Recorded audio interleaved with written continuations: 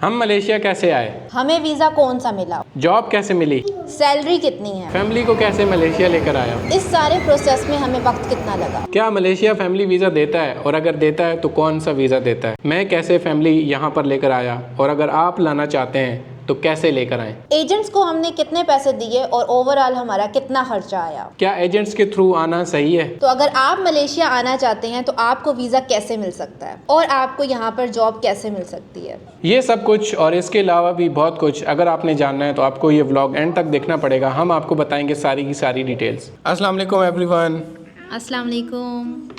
अस्सलामुअलैकुम। तो फाइनली बहुत सारे सवाल हमें रिसीव हो रहे थे इंस्टाग्राम के ऊपर भी और यूट्यूब के ऊपर कमेंट्स भी आ रहे थे। काफ़ी ज़्यादा लोग इंटरेस्टेड थे कि हम उनको बताएं कि हम यहाँ पर कैसे आए और कौन सा वीज़ा मिला हमें, और ये सारी की सारी डिटेल्स जो हैं वो सारी की सारी हम आप शेयर करने आए हैं। तो कुछ लोग ऐसे हैं जो मलेशिया आना चाहते हैं और उनको क्यूरोसिटी होती है कि हम कैसे मूव करें।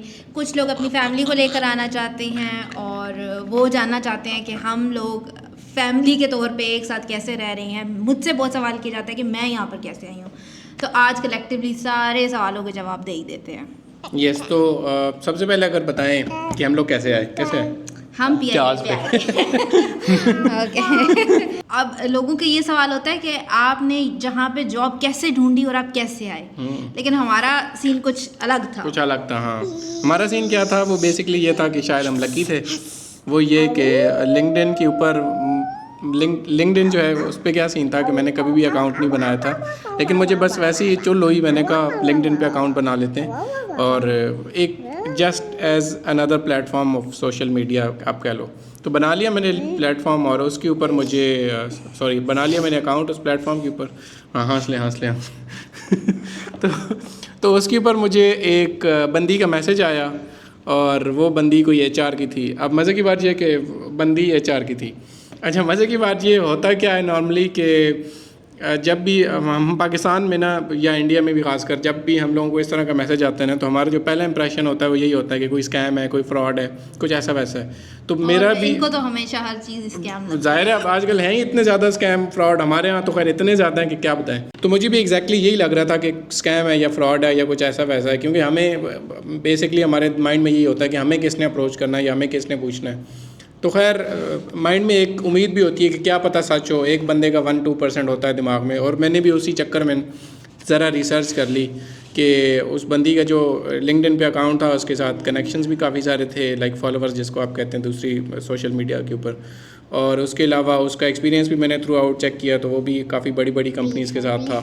तो फाइनली मुझे था कि शायद इसके साथ कंटिन्यू करते हैं, इसको यस कर देते हैं और देखते हैं कि अगर तो स्कैम या फ्रॉड हुआ या कहीं पे इन्होंने पैसे मांगे तो छोड़ दूंगा, अगर तो नहीं हुआ तो फिर देख लेंगे, उसी हिसाब से चलते रहेंगे। गो विद द फ्लो वाला सीन मैंने कहा चलो जाने देते हैं, कर लेते हैं। उसके बाद क्या हुआ कि उन्होंने इंटरव्यूज़ कैजुअल किया, कोई 3-4 इंटरव्यूज़ हुए, कोई असेसमेंट वगैरह हुई, ऑनलाइन जो असेसमेंट है, तो वो जब कंप्लीट हो गई तो फाइनली उन्होंने जॉब ऑफ़र कर दी। तो प्रोसेस का क्या सीन था भाई, प्रोसेस स्टार्ट हुआ, पासपोर्ट बनवाया और पासपोर्ट बनवाने के बाद CNIC पासपोर्ट बना हुआ था। अच्छा, बना हुआ था, मेरा नहीं बना हुआ। हाँ तुम्हारा बनवाया उसके बाद फिर भी मुझे साथ नहीं लाया थे।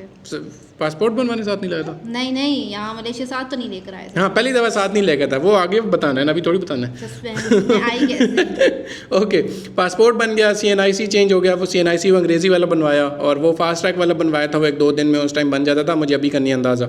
और पासपोर्ट भी फास्ट ट्रैक वाला ही किया था और आई थिंक और भी जो इस तरह के प्रोसेस थे। हाँ, उसके बाद जो सबसे गंदा प्रोसेस था ना वो था जी ये वाला क्या कहते हैं, डिग्री अटेस्टेशन वाला, डॉक्यूमेंट्स को वेरीफाई करवाना, अटेस्टेशन, वो सारी एम्बेसीज में चक्कर और वो स्टार्ट पता है कहाँ से होता है।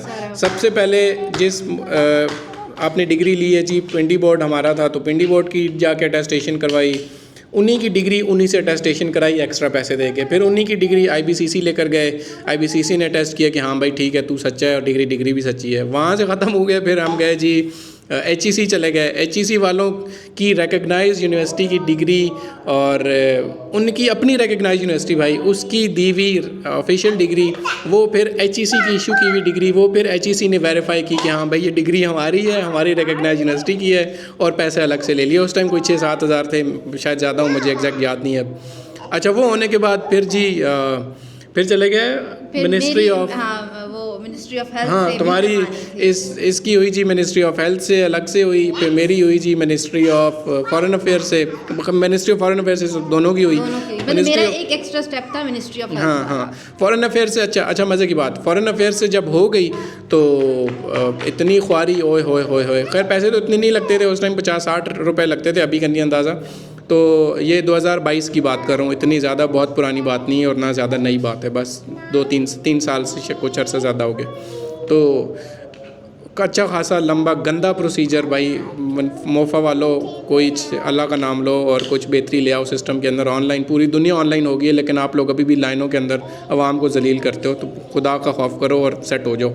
खैर, coming back to the topic, मोफा के बाद फिर हम लोग गए जी, कौन सी थी, हाई कमीशन था मलेशिया वाला, वहाँ से अटेस्टेशन हुई और सारी अटेस्टेशन A to Z होने के बाद भाई फाइनली हमारे ऊपर ठप्पा लग गया कि सारी हर चीज़ हमारी लीगल है और एक नंबर है। और वो फिर हमने डॉक्यूमेंट्स यहाँ पर भिजवाए एक प्राइवेट कोरियर के ज़रिए। वो जब इधर आए तो यहाँ पे जो HR था उस अच्छा यहाँ पे जब डिग्री, एक मुझे ओरिजिनल डिग्री यहाँ पे भेजनी थी क्योंकि इनका भी कोई प्रोसेस था। तो जब डिग्री यहाँ पे भेजते टाइम दिल धड़क रहा था कि भाई एक ओरिजिनल डिग्री में भेज दूँगा तो बड़ा मसला हो जाएगा, क्या पता क्या हो, लेकिन फिर भी रिस्क ले लिया, भेज दी और ख़ैर वो सारा प्रोसेस हो गया और वीज़े लगा दिए इन्होंने। और वीज़े नहीं लगे थे, एक वीज़ा तुम्हारा लगा था, हम नहीं आए थे। हाँ, उस टाइम सिर्फ एक ही लगा था क्योंकि उस टाइम इनका कोई यहाँ पे कोई मसला था, पता नहीं एक बंदे को पहले आना है और बाकी ने आना है। तो खैर उसी चक्कर में मैं पहले आ गया यहाँ पर, और जब मैं यहाँ पर आया तो फिर मैंने कंपनी को वो सारे के सारे डॉक्यूमेंट्स दिए इन लोगों के, और जब इनके डॉक्यूमेंट्स कंपनी को मिल गए तो उन्होंने अपनी तरफ से वीज़ा इनका भी प्रोसेस कर दिया और फाइनली जी 2-2.5 महीने के इंतज़ार के बाद इनका वीज़ा लग गया और ये लोग भी यहाँ पर तशरीफ़ ले आए। हाँ, तो ये भी बताओ ना, वीज़े कौन से हैं और कैसे मिलते हैं और क्या सीन होता है? खुद बता दो ना। वो EP1 EP2 वाला सीन। हाँ, वीज़ों का अच्छा, वीज़ों का सीन ये है कि यहाँ पे बहुत डिफरेंट किस्म के वीज़े हैं। कुछ प्रोफेशनल वीज़े होते हैं, कुछ वर्कर वीज़े होते हैं और कुछ आपके स्टडी वीज़ा और इस टाइप के होते हैं। स्टडी के ऊपर तो आप आई थिंक जॉब नहीं कर सकते, शायद मुझे कंफर्म नहीं है, लेकिन उसके अलावा जो प्रोफेशनल वीज़ा, हाँ, लेकिन फिर भी खैर लोग कर रहे होते हैं, अब कैसे कर रहे होते हैं वो उनको पता है, मुझे नहीं अंदाज़ा। अच्छा, उसके बाद आ जाता है प्रोफेशनल वीज़ा हमारे पास, हमें इन्होंने वो लगा के दिया क्योंकि हम लोग आए एक्सपैट वाले चक्कर में। एक्सपैट का क्या सीन होता है कि जो भी IT प्रोफेशनल्स होते हैं या फिर कोई ऐसी लाइक स्किल बेस्ड जॉब होती हैं, अगर उसके ऊपर आप आते हो तो आपको प्रोफेशनल वीज़ा मिलता है। उसकी डिफरेंट कैटेगरीज़ होती हैं, EP1, 2, 3 और EP1, 2, 3 की भी डिफरेंट कैटेगरीज़ हैं। जैसे EP1 है वो तब मिलता है जब आपके पास आपकी सैलरी जो है वो 10,000 से ज़्यादा हो, और अगर EP2 आपको मिलता है जब आपकी सैलरी 5,000 से 10,000 के दरमियान हो, और आपको EP3 मिलता है जब आपकी सैलरी 5,000 से कम हो। 3 का ये नुकसान है कि 3 में आप फैमिली को नहीं ला सकते, उसके ऊपर डिपेंडेंट वीज़ा आपको अलाउ नहीं होता और वो सिर्फ 1 साल का वीज़ा होता है। EP1 और 2 जो है उसके अंदर आप लोग फैमिली को भी ला सकते हो, अपने बीवी बच्चों को, अपने जो पेरेंट्स को, पेरेंट्स इन लॉज, इन सब को लेके आ सकते हो, और इवन आप एक मेड भी अपने उस वीज़ा के ऊपर बुला सकते हो। तो खैर हम उसी चक्कर में आए और वही इनको तो फिर वो एक ही वीज़ा में मेड, हाँ, एक ही वीज़ा में मेड भी मिल गई और फैमिली भी आ गई, तो वो मुझे एक्स्ट्रा खर्चा नहीं करना पड़ा। ये अच्छा था। और अच्छा, सैलरीज यहाँ पर क्या होती हैं, हाँ, वर्कर वीज़ा की बात हो रही थी। वर्कर वीज़ा भी यहाँ पर, वर्कर वीज़ा के ऊपर भी यहाँ पर लोग आते हैं। उनका बेसिक क्या काम होता है, कुछ होते हैं जो लेबर का काम करते हैं, जैसे कंस्ट्रक्शन वाली साइट्स पे लेबर का काम हो गया। उसके अलावा अगर बात की जाए डिफरेंट, हमने और कहाँ पर लेबर देखी है, रेस्टोरेंट्स के अंदर देखी है। गार्ड्स भी मिल जाते हैं ना। गार्ड्स में पाकिस्तानी बहुत कम देखे हैं। गार्ड ज़्यादातर यहाँ नेपाल के हैं। 1-2 हमें मिले थे, लेकिन मतलब पाकिस्तानी बहुत कम है, नेपाल के हैं। अच्छा, क्या पता, हाँ, बार काफ़ी देखे हैं भाई पाकिस्तानी, रेस्टोरेंट्स में काम करने वाले हैं लोग पाकिस्तानी जो लेबर का काम कर रहे हैं। इसके अलावा काफ़ी सारी लेबर है जो फैक्ट्रियों के अंदर है या सर्विसेज वाली साइट के ऊपर है, तो वो भी ज़ाहिर है वो वर्कर वीज़ा होता है। और वर्कर वीज़ा की जो वर्कर की नॉर्मल सैलरी होती है वो तकरीबन होती है 2,000 से 3,000 के दरमियान। अगर किसी को 3,000 मिल रही है तो एज अ लेबर उसकी सैलरी ये बहुत ज़्यादा समझी जाती है, और 2,000 एक एवरेज है। लेकिन एक चीज़ यहाँ पर काफ़ी ज़्यादा जो देखी जाती है और आजकल लोग पकड़े भी जा रहे हैं कि लोग आते हैं विज़िट वीज़ा पर और फिर ना वापस नहीं जाते, यहीं रह जाते हैं। तो कुछ लोग तो बच जाते हैं, बचा के काम कर लेते हैं, लेकिन जो पकड़े जा रहे हैं फिर उनको वो वापस भेज रहे हैं। और बहुत से ऐसी फैमिलीज भी हैं जो लीगल रह रही हैं। ऐसे ही वो सीन ये क्या होता है कि हमारे यहाँ एक बड़ा कॉन्सेप्ट समझा जाता है पाकिस्तान में कि हम भाई विज़िट वीज़ा लगवा लो, किसी भी मुल्क का बड़ी आसानी से मिल जाता होता है, और विज़िट वीज़ा लेके उस मुल्क में जाके वहाँ से स्लिप हो जाओ और इलीगल रहते रहो और बस जब पकड़े जाओ तो फिर वो आपकी किस्मत, ना पकड़े जाओ तो फिर आपकी कमाई वाले सीन चलते रहेंगे। लेकिन वो यही सीन है कि एक रिस्की काम है ये। एक डर है एग्जैक्टली। जैसे अब हम निकलते हैं बाहर तो हमें तो कोई टेंशन नहीं होती, कोई पुलिस वाला है, लेकिन अब जिनके पास वीज़ा नहीं होता उनके लिए मसला होता है। वो तो फिर पुलिस को देख के ही टर्न मार लेते हैं। जाहिर है ना, अगर आपके पास प्रॉपर वीज़ा नहीं है तो ना आप कोई कॉन्ट्रैक्ट कर सकते हो, लाइक घर ले सकते हो रेंट के ऊपर, लाइसेंस वगैरह, ऐसा आप जो ऑफिशियली और लीगली कोई भी काम है आप नहीं कर सकते।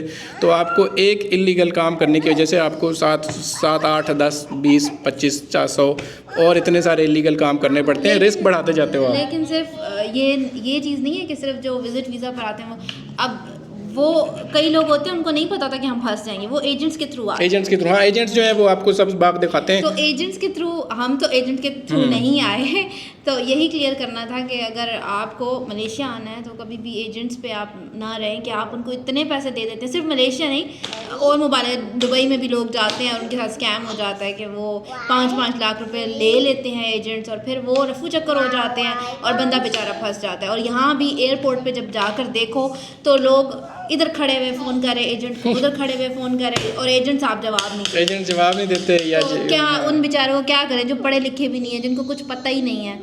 तो खैर अभी तो कुछ अर्सा पहले काफ़ी एजेंट्स को उन्होंने मेरे ख्याल से पकड़ा भी था, वो दोबारा बन जाते हैं।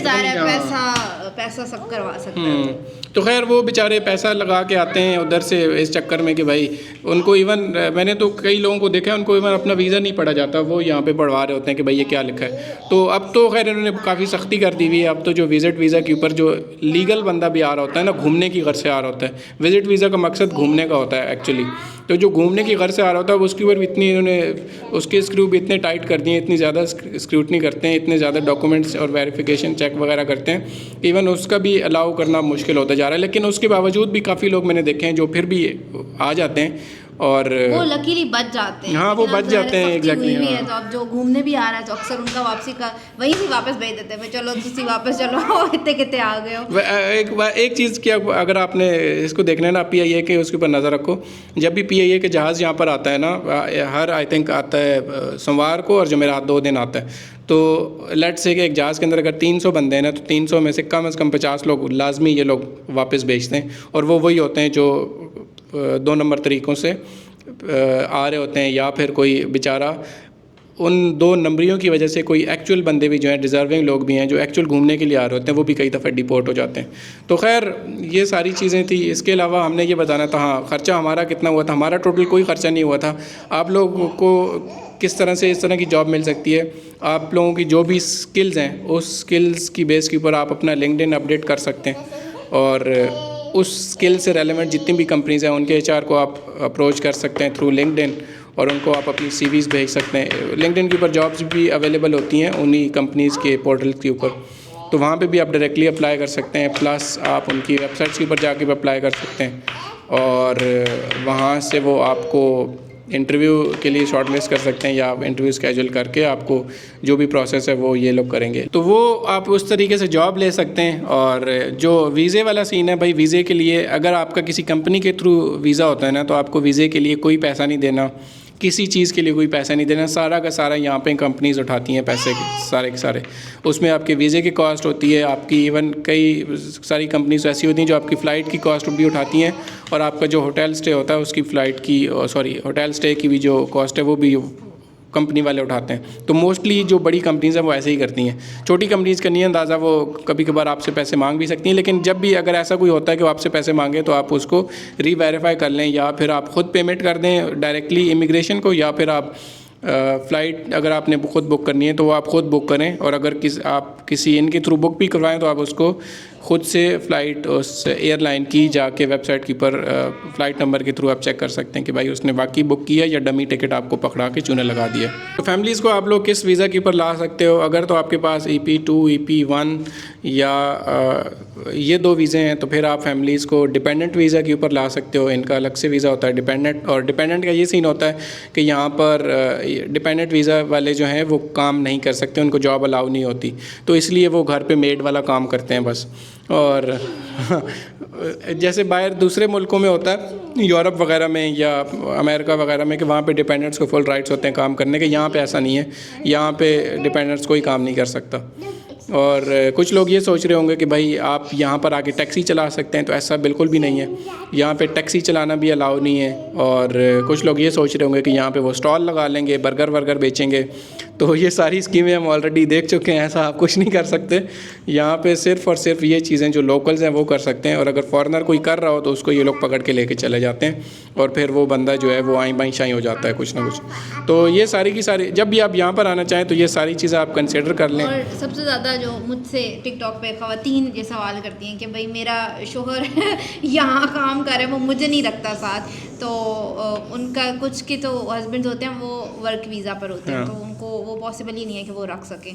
तो वो उन लोगों को बड़ी क्यूरोसिटी होती है कि आप किस वीज़ा पर हैं, आप लीगल हैं या इलीगल नहीं है, ये इलीगल हैं या लीगल हैं, ये भी मुझसे सवाल होता है। तो भाई हम लीगल हैं, हमारे पास पासपोर्ट है। मुझसे एक गार्ड ने भी पूछा था कि आप उसने ये पूछा पासपोर्ट है, वाह अजीब आप आदमी। लीगल हो यहाँ पे? मैंने कहा हाँ भाई हम लीगल है, पासपोर्ट है हमारे पास। तो देख लो भाइयों, हमने इतना रेपुटेशन ख़राब कर दिया कि लोग हमसे अब ये भी पूछते हैं।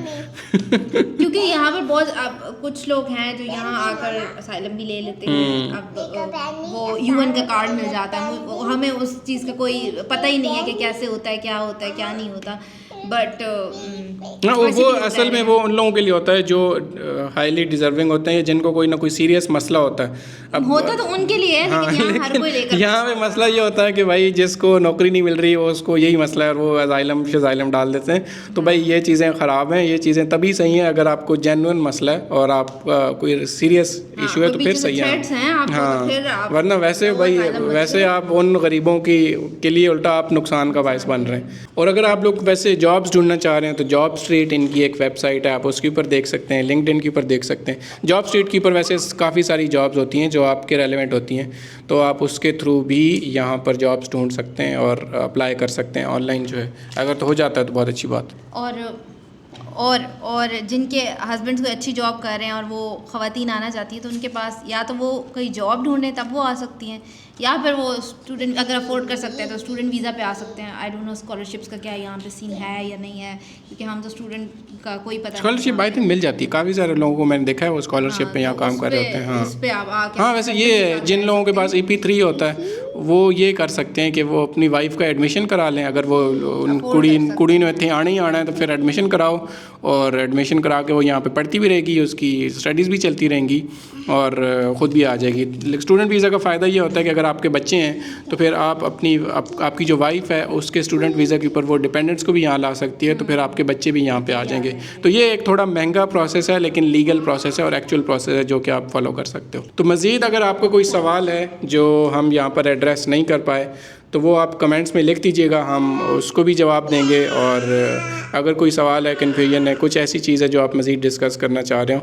या पूछना चाह रहे हो, तो आप हमें हमारे इंस्टाग्राम टिकटॉक पे भी फॉलो कर सकते हैं टेस्ट ट्रेल्स के नाम से। और यहाँ पर अगर आपने अभी तक सब्सक्राइब नहीं किया तो कर सकते हैं। इसके अलावा अगर आपको ये देखना है कि मलेशिया कैसा मुल्क है, यहाँ पर खाने कैसे मिलते हैं, क्या कैसा कल्चर है, क्या कुछ होता है, तो आप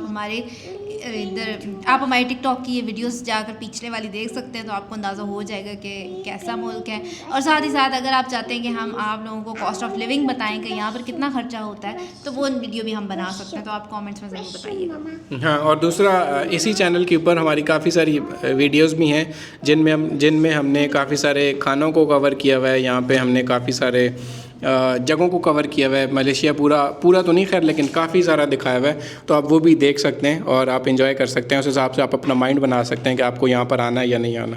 तो मिलते हैं इंशाल्लाह नेक्स्ट व्लॉग में, तब तक के लिए अल्लाह हाफिज़ और सी यू नेक्स्ट टाइम। अस्सलाम वालेकुम।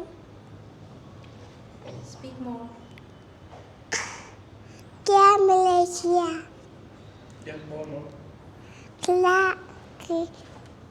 आप मलेशिया कैसे है कैसे आए? कैसे आए मैं कैसे आई? कैसे आई मैं मैं कैसे कैसे यहाँ यहाँ आई?